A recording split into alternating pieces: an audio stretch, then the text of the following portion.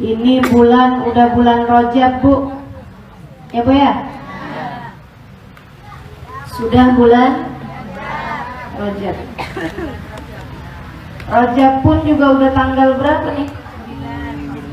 Dan tanggal 9.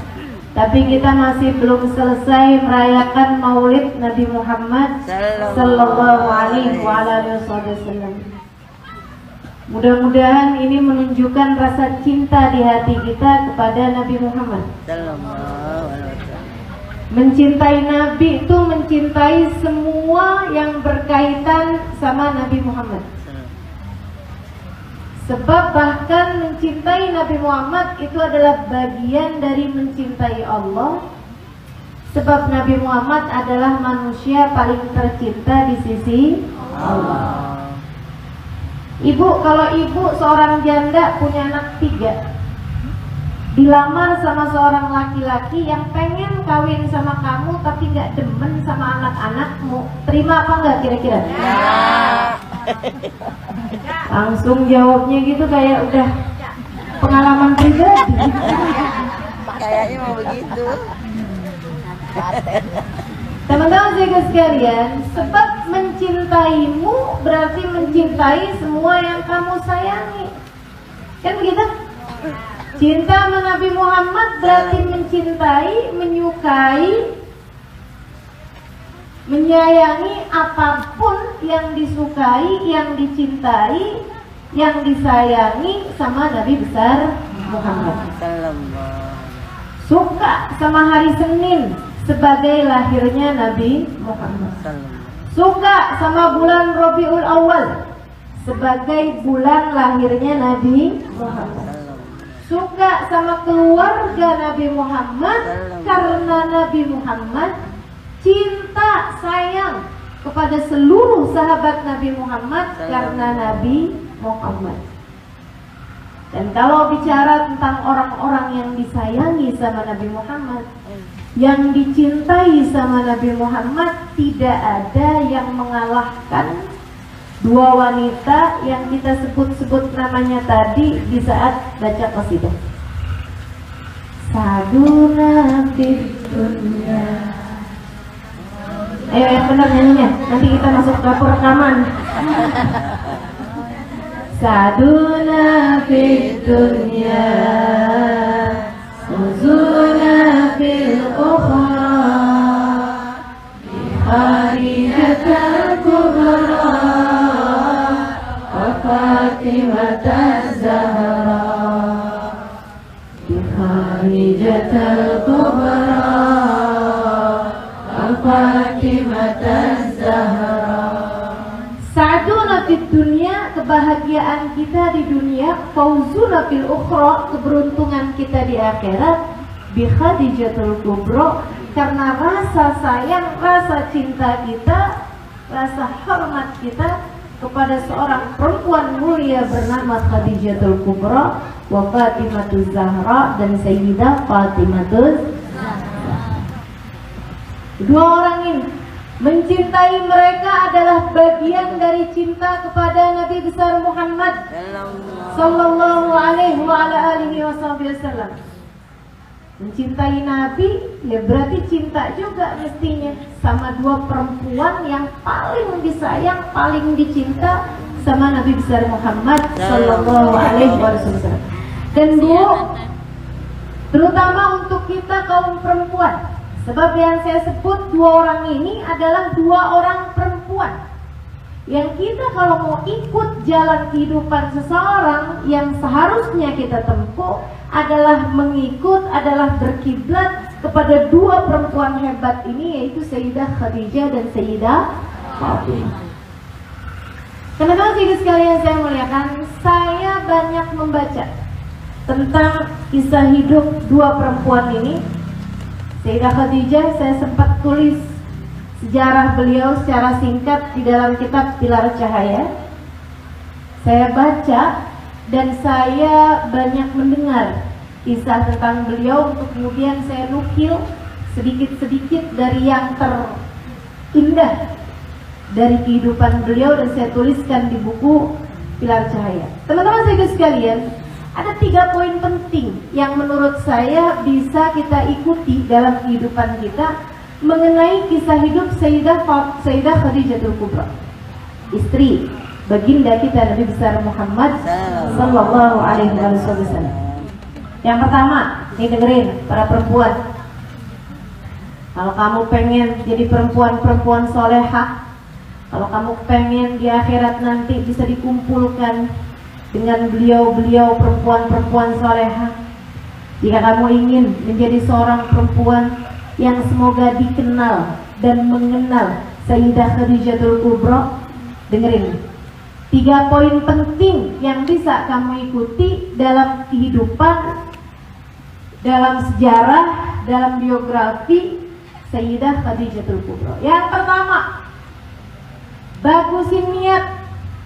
Hidupmu itu niatnya mesti benar. Hidupmu itu niatnya mesti bagus. Jangan asal jalanin hidup nggak pakai niat atau niat-niat yang nggak benar. Kamu hidup biar kenapa? Biar kaya.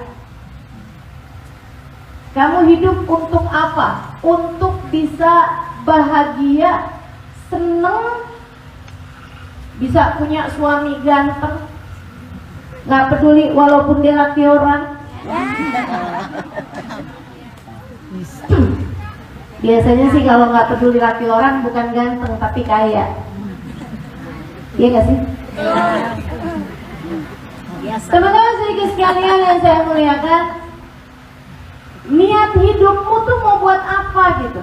Saya pengen jadi perempuan yang berpendidikan. Buat apa? Buat biar saya nanti punya pekerjaan yang bagus. Terus kalau punya pekerjaan yang bagus buat apa? Biar saya hidupnya bisa seneng, biar saya punya banyak duit, bisa jalan-jalan kemana-mana. Oh, berarti kamu moto hidupnya, prinsip hidupnya, cita-cita hidupnya, niat hidupnya adalah kepengen jadi seorang yang hidupnya seneng. Iya. Nih, rata-rata manusia hidup pengennya begitu, tapi Sayyidah Khadijah nggak gitu. Sayyidah Khadijah memaknai arti inna salati wa nusuki wa mahyaya wa mamati lillahi rabbil alamin. Sesungguhnya salatku, seluruh ibadahku, bahkan hidup matiku aku persembahkan untuk Allah Subhanahu wa ta'ala, Rabbil alamin, Tuhan penguasa alam semesta. Makanya di antara perempuan-perempuan yang sibuk sama urusan kecantikan, Sayyidah Khadijah justru malah belajar baca tulis, sesuatu keahlian yang 1400 tahun yang silam menjadi sesuatu yang aneh dimiliki tak hanya bagi kaum perempuan, bahkan kaum laki-laki sekalipun. Zaman itu nggak banyak orang bisa baca tulis, laki-laki itu jarang, Sayyidah Khadijah bisa. Keren. Kenapa gitu? Hidupnya buat Allah.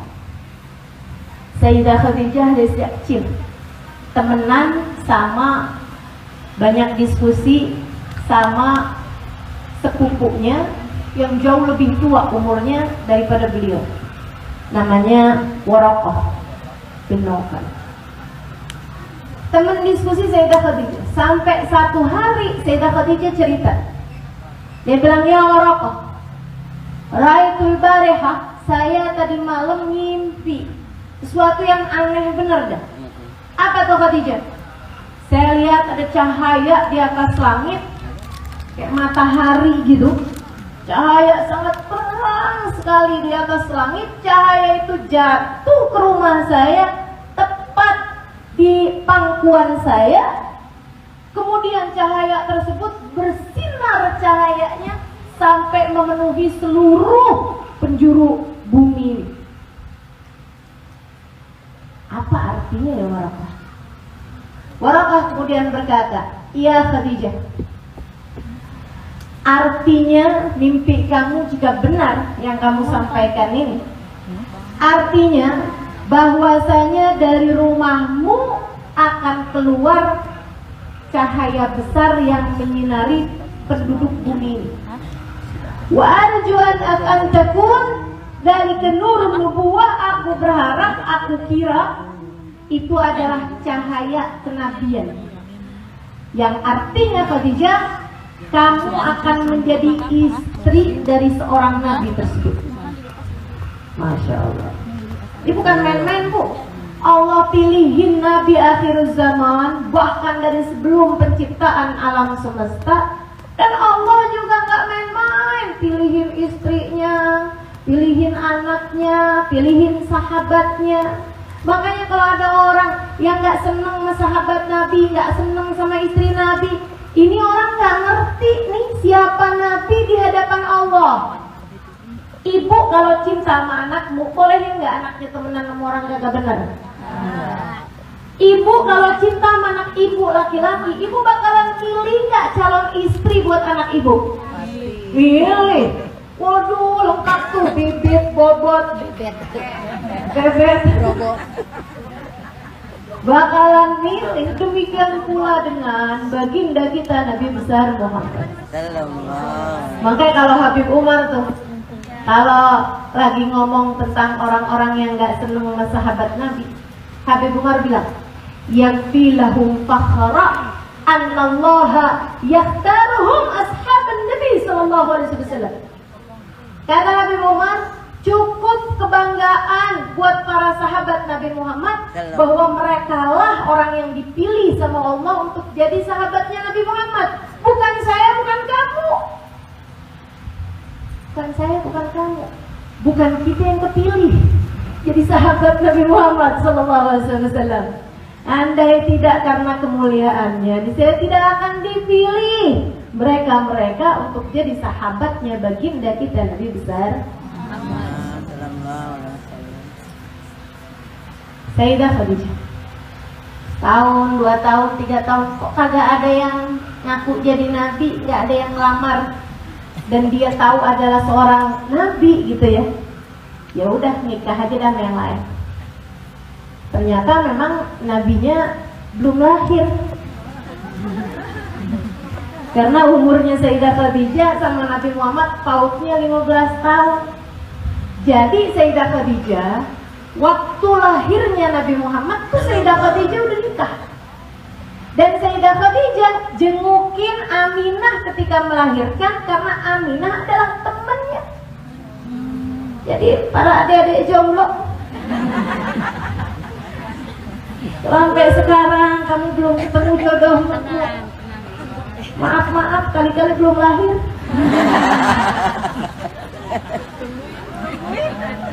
Berondong. Ya, teman-teman sedikit sekalian, sampai nih ceritanya. Sayyidah Khadijah punya anak 2. Habis itu bercerai, habis itu meninggal suaminya. Sayyidah Khadijah nikah lagi sama yang lain lagi, dapat anak 1, punya perdagangan yang sangat besar. Kemudian yang satu ini juga udah datang umurnya, laki-laki tersebut meninggal juga. Di usia di atas 30-an tahun, 35-an tahun gitu, Sayyidah Khadijah menjanda anak 3, tapi dengan harta kekayaan yang luar biasa besarnya. Dipakai apa harta kekayaannya Sayyidah Khadijah? Bukan buat operasi plastik. Maaf. Bukan buat numpuk kekayaan. Akan tetapi beliau berbagi kepada orang-orang susah yang ada di Mekah. Makanya kenapa Sayyidah Khadijah itu jadi perempuan paling tercinta di kalangan perempuan-perempuan Mekah, teman-teman sekalian, bahkan di kalangan umatnya, di kalangan orang-orang kafir Quraisy sekalipun, itu karena Sayyidah Khadijah tuh orangnya baik hatinya. Jadi orang-orang tuh kalau udah mentok-mentok urusannya datang Sayyidah Khadijah. Tolong itu nggak ada nih yang buat makan. Oh ya ampun Bu, gimana kabarnya? Sumbang sama beliau. Ada orang susah, sumbang sama beliau. Terus gitu tuh kerjaannya Sayyidah Khadijah. Menanggung nafkah anak yatim, menanggung nafkah keluarga-keluarga miskin. Dan Sayyidah Khadijah nggak kepikir buat kawin lagi. Yang beliau lakukan berbagi. Kenapa? Nyari ridha Allah Subhanahu wa ta'ala. Mengikuti ajarannya Waraqah yang adalah seorang Nasrani, dan mengikuti ajarannya kakek-kakeknya yang adalah orang-orang yang mengikuti jalannya Nabi Allah Ibrahim alaihissalam. Sampai kemudian Sayyidah Khadijah dengar tentang Nabi Muhammad, Ketika Nabi Muhammad bawa harta barang dagangan Sayyidah Khadijah, katanya si Maisarah, budak laki-lakinya yang barengan sama Nabi Muhammad, Tuan, cerita sama Sayyidah Khadijah, ternyata setiap kali jalan nih kita dinaungin awan. Saya asalnya GR, saya kirain saya dinaungin awan. Pas saya pisah sama Muhammad, ternyata dia dinaungin awan, bukan saya. Muhammad kemana jalan dinaungin awan tuh. Dan waktu kami semua berdua nih lagi bernaung di bawah sebuah pohon yang ada di Jordan sana itu ya, datang seorang utusan pendeta. Pendeta tersebut memanggil salah seorang di antara kami, saya yang datang. Dia nanya-nanya tentang Muhammad, kemudian dia bilang, la yakun tahta dillatil kasyajarah illa nabi. Kamu harus tahu bahwa laki-laki yang ada di bawah pohon itu adalah seorang nabi. Tuh, katanya nabi. Wah, Sayyidah Khadijah ingat dong mimpinya yang dulu itu. Akhirnya lewat Nafisah dia pun melamar Nabi Muhammad SAW. Jadi Nabi sama Sayyidah Khadijah itu yang melamar Sayyidah Khadijah. Kalau saya sekarang ditanya, Ustazah, berarti sunnah dong perempuan melamar duluan? Kalau laki-lakinya kayak Nabi Muhammad. Nggak apa, silahkan aja kamu yang lamar. Ya, kalau laki-lakinya kayak Nabi Muhammad. Kalau cuma dia doang, Budi, Irwan, udah nggak apa-apa, biarin dia aja yang lamar ya. Teman-teman saya sekalian, saya muliakan, Nabi Muhammad dilamar sama Sayyidah Khadijah. Ada perbincangan yang membuat saya ngerti tentang itu tadi tuh. Inna salati wa nusuki wa mahyaya wa mamati lillahi rabbil alamin. Sayyidah Khadijah hidupnya buat Allah, matinya buat Allah, kerjanya buat Allah, hartanya buat Allah, tenaganya buat Allah, ibadahnya semua tentu saja buat Allah. Sesaat beberapa hari sebelum pesta pernikahan dilaksanakan, Sayyidah Khadijah ada ngobrol sama Nabi Muhammad SAW. Bukan berdua-duaan di bawah pohon itu, enggak ya, enggak, atau di Indomaret gitu, enggak.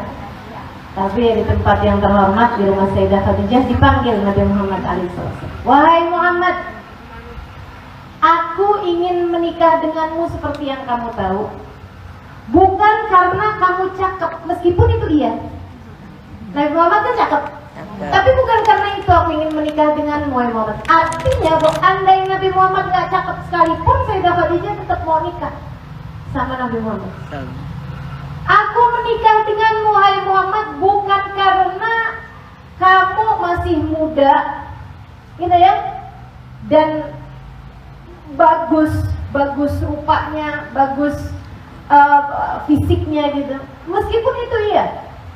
Artinya mau andai Nabi Muhammad tua, habis itu Nabi Muhammad misalnya nggak bagus gitu ya, rupanya, fisiknya, tetap aja Sayyidah Khadijah akan menikah dengannya. Wahai Muhammad, aku menikah denganmu bahkan bukan karena kamu orang yang baik akhlaknya, bukan.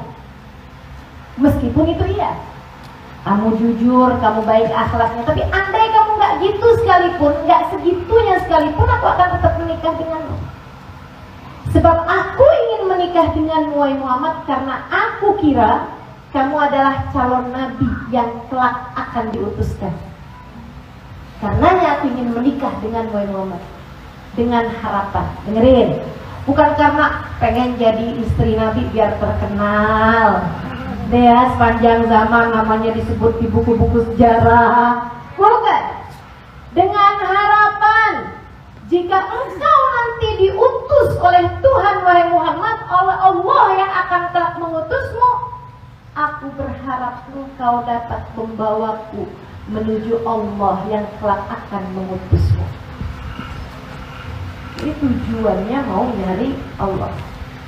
Tujuannya mau jadi hamba yang diridhoi sama Allah, Sang Pencipta. Mau nyari Allah dalam diri Nabi Muhammad SAW yang menurut Khadijah nanti akan menjadi calon seorang nabi. Jadi tujuannya mau nyari Allah. Maka buat adik-adik nih yang belum nikah, dari sejak sekarang deh benerin niatmu. Jangan cuma asal pengen nikah dah, biar nggak gila letih. Pengen nikah biar ada yang nafkahin, gitu ya. Biar ada yang halalin. Teman-teman sini sekalian nggak begitu, nggak begitu. Pengen nikahmu itu adalah untuk mencari Allah Subhanahu Wa Taala. Akan tapi jika belum juga ada yang lamar, ya jangan kemudian jadi ketengilan, jangan kemudian jadi kegenitan, dek. Ustazah, kalau saya nggak pacaran gimana ceritanya saya bisa dapat jodoh? Dikirain pacaran adanya, dikirain jodoh adanya di jalanan kalian. Jodoh itu ada di tangan Allah. Jodoh adanya di tangan Allah.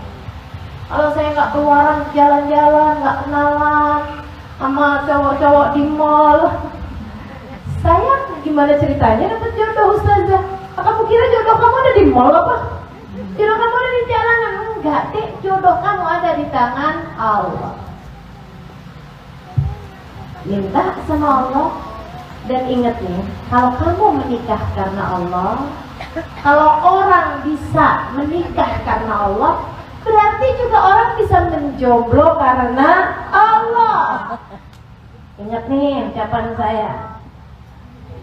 Kalau ada orang bisa menikah karena Allah, berarti seharusnya kamu yang belum menikah, kamu juga belum menikah karena Allah.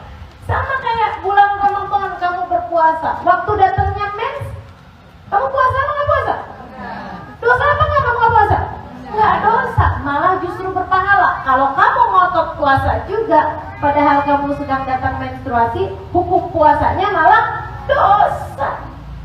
Jadi berpuasa karena Allah, enggak berpuasa juga karena Allah. Ya sama, orang menikah karena Allah. Nah kamu yang belum menikah, kamu pun belum menikah juga karena Allah. Maka jalankan dengan sebaik-baiknya. Jalankan dengan sebaik-baiknya apa yang Allah SWT perintahkan kepadamu. Yang udah menikah nih, para istri, gak usah terlampau nyari cinta suamimu, sampai segala yang haram-haram kamu kerjain. Na'udzubillah, orang zaman sekarang nyari cinta suaminya sampai segitunya, menuhankan suaminya. Saya lihatnya udah dalam tingkatan yang agak-agak sakit gitu, sampai hidung kurang mancung dimancungin. Habis itu terus cinta suaminya mulai berpaling, cinta berpaling. Datang minta begini, minta begitu sama dukun. Ya Allah, ya Allah. Bahkan kamu menduakan Allah dengan suamimu dengan cara, ini ada banyak banget nih. Tahajud. Kalau udah lagi hati berasa galau, gamang, dia tahajud. Dia tahajud mintanya, ya Allah kembalikan cinta suamiku padaku. Kamu ngadep Allah tapi nyari cinta selain Allah, kan malu mestinya. Kamu lagi ngadep Allah tapi berharap cinta dari selain Allah. Teman-teman saudara sekalian, Sayyidah Khadijah kawin sama seorang laki-laki yang luar biasa, cakep, baik, jujur, akhlaknya mulia. Tapi Sayyidah Khadijah menikah sama dia bukan karena dia, tapi karena Allah. Suamimu gak seberharga Nabi Muhammad. Kalau Sayyidah Khadijah bisa menikah sama Nabi Muhammad bukan karena Nabi Muhammad, tapi karena pencipta Nabi Muhammad, apatah lagi kita? Mari cintai suamimu bukan karena dia, tapi karena Allah. Sayangi suami bukan karena dia, tapi karena Allah. Berkhidmat kepadanya, berkhidmat kepadanya bukan karena dia, tapi karena Allah. Kamu lakukan semuanya, bahkan senyum yang kamu senyumkan kepadanya, kamu melakukannya bukan karena dia, akan tetapi karena Allah. Teman-teman sekalian, makanya senyumnya jadi nggak pakai tanggal. Yang senyumnya karena suaminya, nah ini seringnya pakai tanggal. Kalau tanggal-tanggal muda senyumnya lebar. Kalau udah tanggal-tanggal tua kena tagihan, aduh udah susah pada senyumnya tuh. Kenapa gitu? Karena senyumnya karena suaminya. Tapi kalau senyumnya karena Allah, setiap kali dia senyum berharap pahala dari Allah. Dia bercanda sama suaminya bukan karena suaminya, akan tetapi karena berharap ridhonya Allah. Karena katanya Allah itu gak suka sama orang-orang yang lagi ketawa-ketawa cekikikan, kecuali dari sepasang suami istri yang saling bercanda satu sama lain. Cuman rata-rata nih para istri nih, kalau sama teman-temannya pada bisa bercanda, begitu ketemu sama suaminya kayak di film horor. Serem aja gitu kan ngeliatnya. Suaminya sampai takut sama istrinya, sampai bilang saya nggak pernah bisa merasa serem sama film horor manapun, karena istri saya lebih menyeramkan daripada siapapun. Ya Allah, inna lillahi wa inna ilaihi raji'un. Menikahlah karena Allah, senyumlah karena Allah. Apalagi ibadah, ya udah pasti nggak ngarepin ridho siapa-siapa, nggak ngarepin cinta siapa-siapa, kecuali cinta dan ridhonya Allah. Niat kita ya untuk menjadikan ibadah kita, hidup kita, mati kita, semuanya adalah hanya untuk Allah. Itu pelajaran pertama dari kisah hidupnya Sayyidah Khadijah. Ada berapa tadi? Ada berapa menit? Yang kedua, teman-teman saudaraku sekalian yang saya muliakan, Sayyidah Khadijah mengajari saya dan mengajarimu tentu saja untuk jadi perempuan yang apa nih? Bukan cerdas, apa nih? Mikir. Untuk jadi perempuan yang berilmu, belajar, teman-teman, belajar, biar kamu ngerti apa yang harus kamu jalankan. Sebab al-ilmu nur, ilmu itu adalah cahaya, memandu kita melewati lorong-lorong kehidupan kita. Kalau nggak ada ilmunya, kamu bakalan bingung, mesti kayak gimana nih, mesti gimana nih.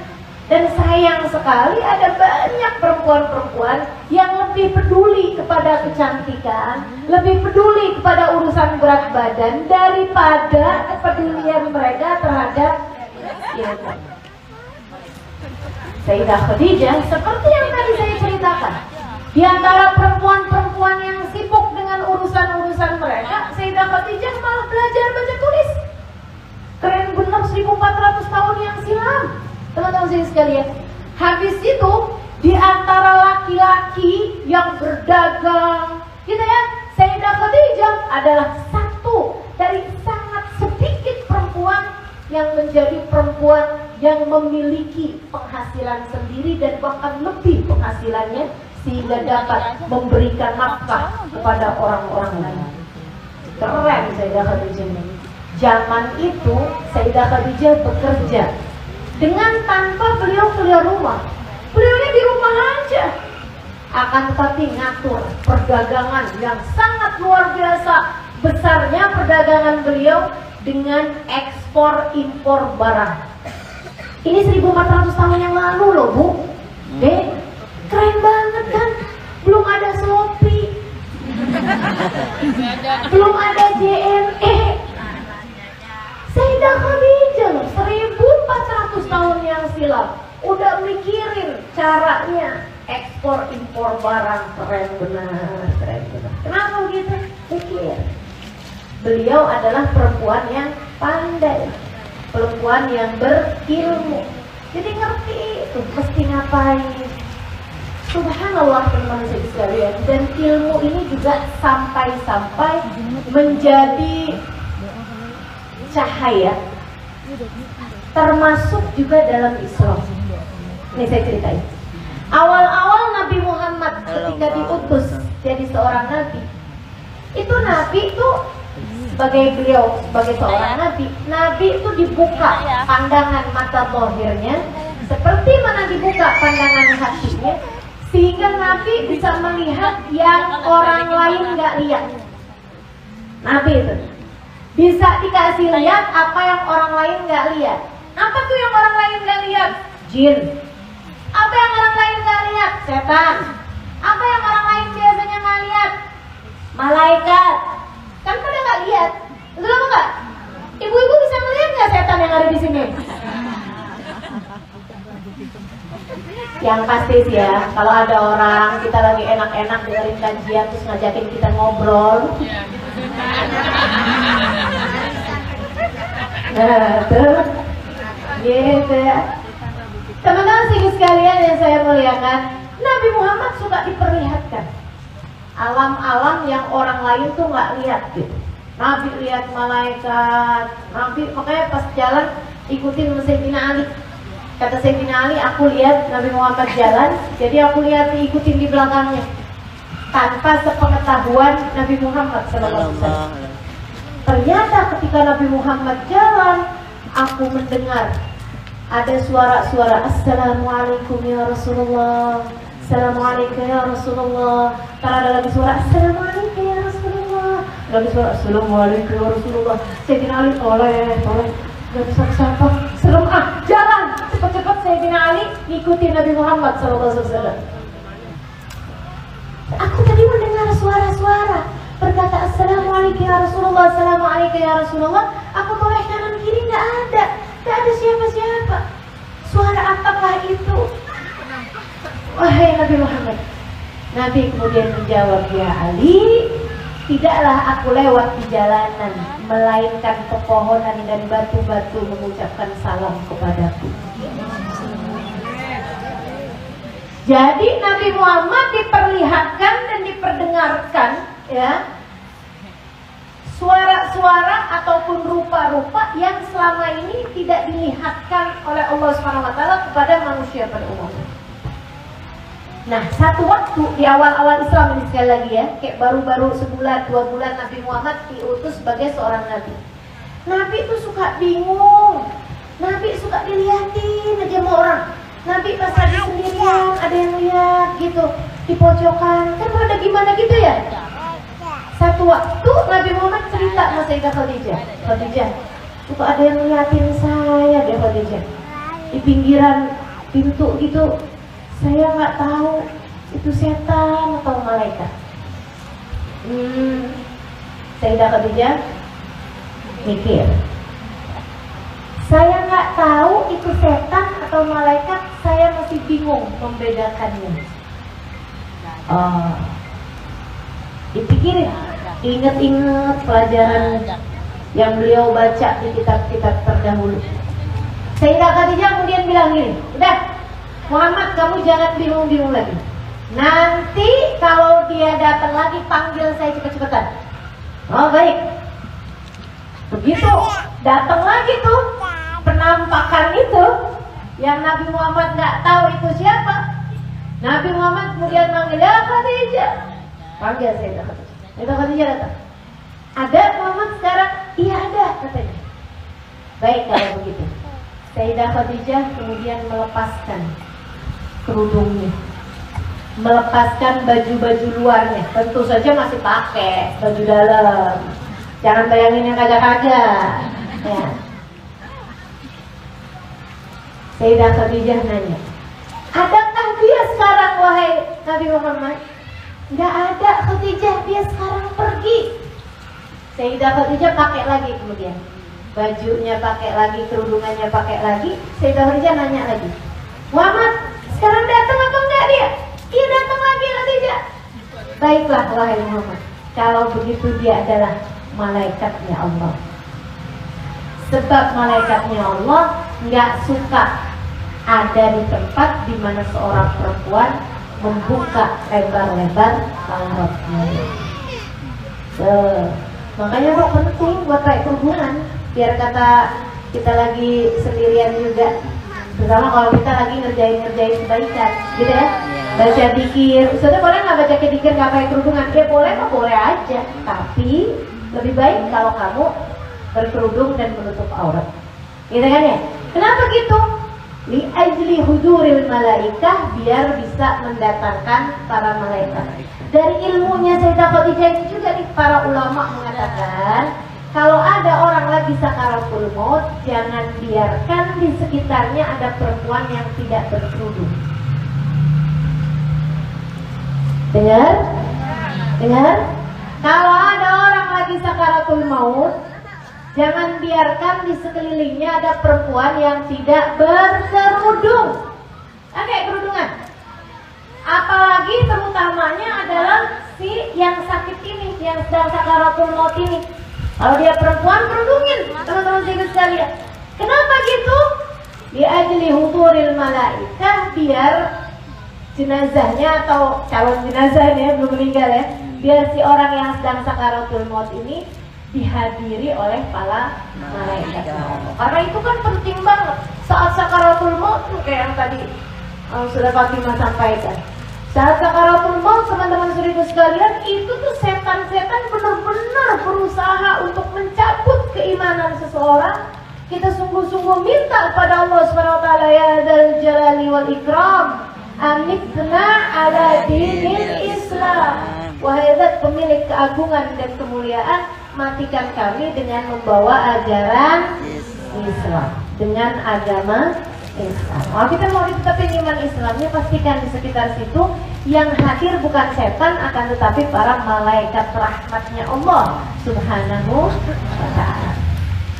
Teman-teman sekalian saya muliakan, jadi itu pelajaran yang kedua, milikilah ilmu. Ya, kamu kalau pengen hidupnya bagus, hidupnya selamat, yang 3 hal yang kamu bisa ambil pelajarannya dari seorang wanita mulia bernama Sayyidah Khadijatul Kubra. Yang pertama tadi apa? Niatnya yang bagus, lillahi ta'ala, nyari Allah Subhanahu wa ta'ala pada apapun yang kamu lakukan. Niatkan hidupmu untuk mencari Allah, mencari ridhonya Allah Subhanahu wa ta'ala dalam setiap apapun yang kamu lakukan. Dan yang kedua, milikilah ilmu, yang rajin belajar, yang senang dengerin kajian-kajian, biar kamu berilmu, jadi nggak gampang-gampang dibikin salah sama orang, nggak gampang-gampang dibikin bingung sama apapun, gitu ya. Kalau kamu berilmu, udah tahu nih, oh begitu ajarannya. Kalau satu waktu kamu dengar ada orang ngata-ngatain sahabat Nabi Muhammad, wah salah nih jalannya, salah nih jalan ini. Sahabat Nabi Muhammad dunia, oh saya dengar, saya udah tahu, saya mikir, saya belajar. Begitu ada orang-orang yang ngomong hal yang nggak benar, nggak bisa diikutin lagi. Begitu ada yang ngomong, nggak usah baca tahlil, nggak usah baca doa buat orang meninggal karena nggak bakalan sampai. Kalau kamu punya ilmunya, nggak akan ikut-ikut, nggak akan ikut-ikut, nggak bisa kayak begitu.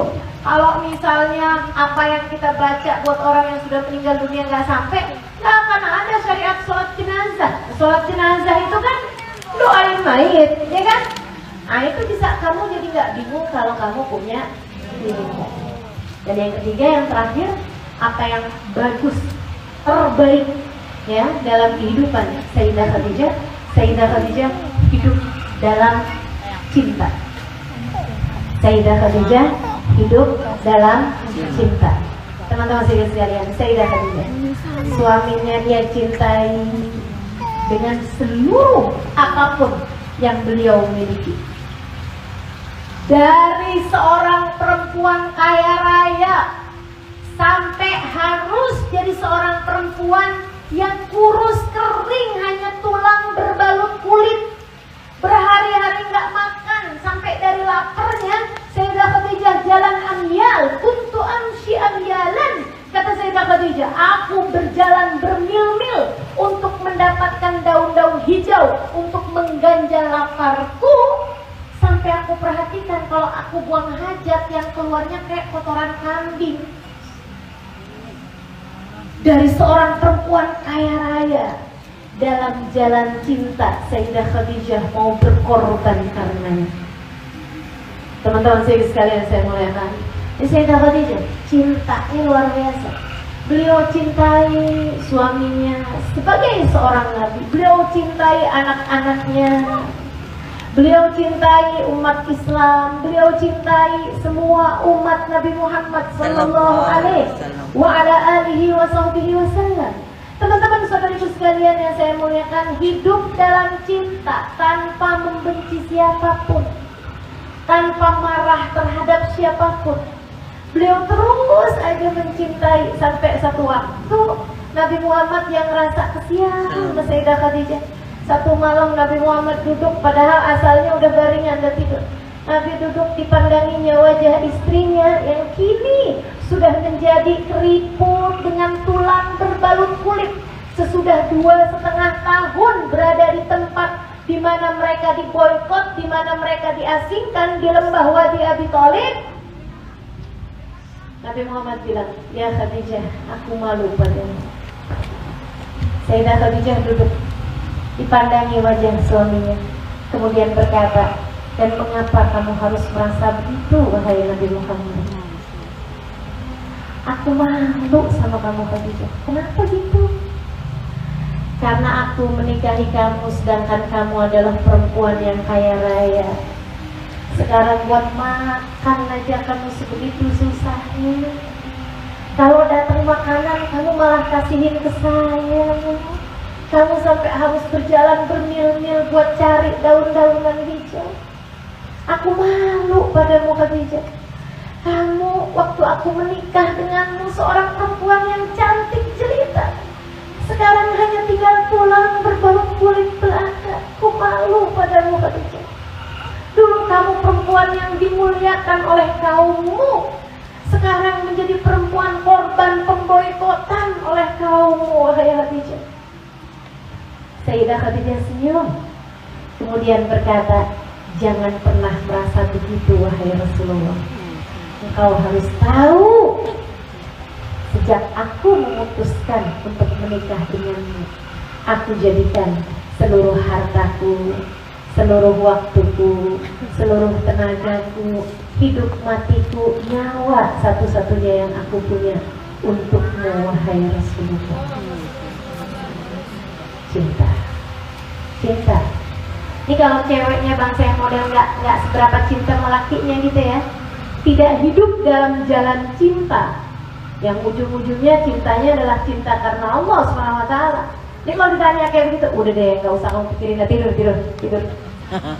Atau misalnya ya emang kayak begitu mau gimana lagi gitu, udah sabar aja dah. Sayyidah Khadijah nggak begitu.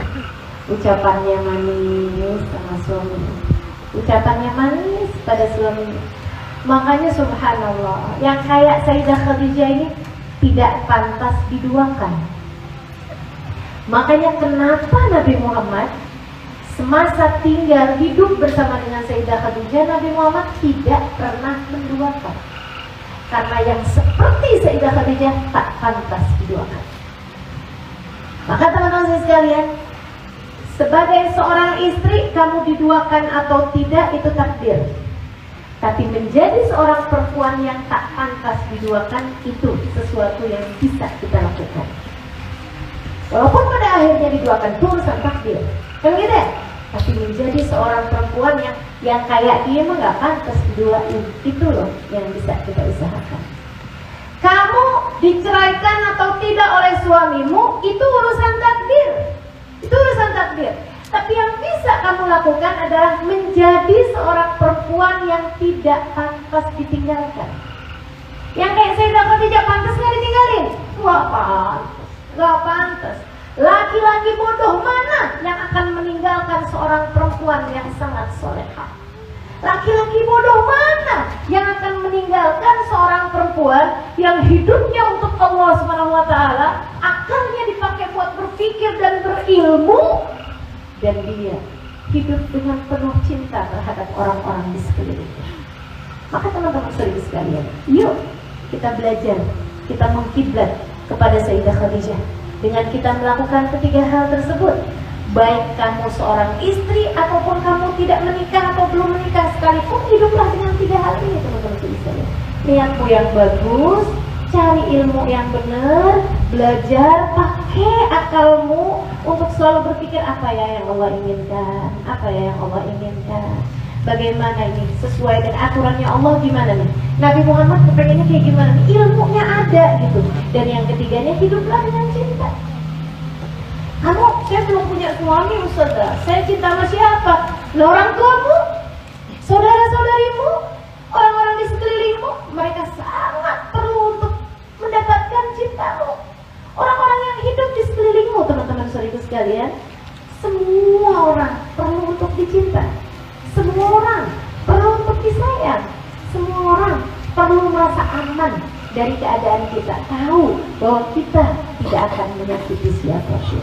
Insya Allah. Rabbana zalamna anfusana wa illam taghfir lana wa tarhamna lanakunanna minal khasirin. Rabbana atina fid dunya hasanah wa fil akhirati hasanah wa qina adzabannar. Ya subhanakallahumma wa tahiyyatuhum fiha salam. Akhiru da'wana alhamdulillahi rabbil alamin. Kita bacain Fatihah untuk Ahmad Hussein Asgaf bin Muhammad Hamzah Asgaf.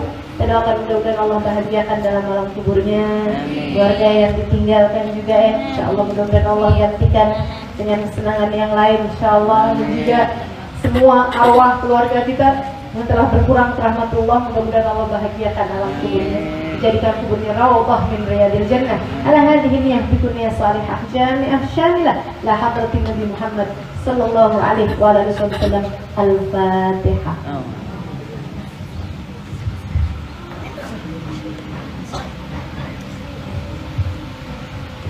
عليهم والمغضوب عليهم ولا الضالين. اللهم بحق الفاتحة برحمة الفاتحة برحمة الفاتحة تفتح لنا أبواب الخير، تعامل لنا معاملة أهل الخير، تكفينا من جميع الفتن والمحن وبؤس وضير، إنك ولي كل خير متفضل بكل خير برحمتك يا أرحم الراحمين.